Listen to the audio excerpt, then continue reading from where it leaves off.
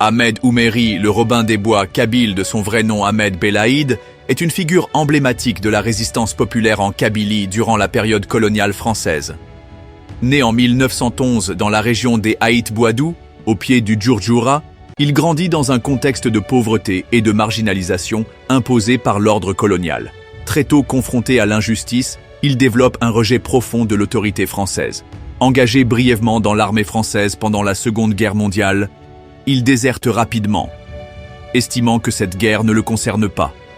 Capturé et emprisonné, il s'évade à 2 reprises et choisit la clandestinité, retournant dans les montagnes kabyles où il devient un hors-la-loi au service des siens.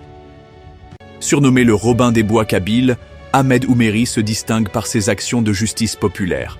Avec un petit groupe de fidèles, il mène des opérations de récupération d'armes, de pillage ciblés contre les collaborateurs et les notables liés à l'administration coloniale, redistribuant ses prises aux villageois démunis. Il agit sans appartenance officielle à un parti politique, bien qu'il entretienne des liens discrets avec les réseaux indépendantistes algériennes. Pour beaucoup, il incarne la révolte algérienne contre l'oppression, mais aussi une forme d'honneur, de fidélité et de courage. Sa popularité inquiète l'administration coloniale. Traqué, il continue à déjouer les embuscades grâce à sa connaissance du terrain et à la complicité de la population.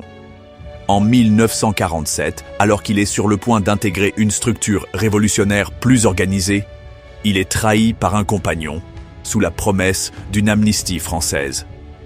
Invité à dîner, Ahmed tombe dans un guet-apens.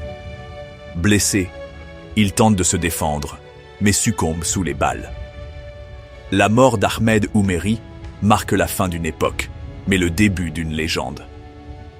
Il est célébré dans la mémoire collective kabyle à travers des poèmes, des chansons engagées et des récits oraux transmis de génération en génération.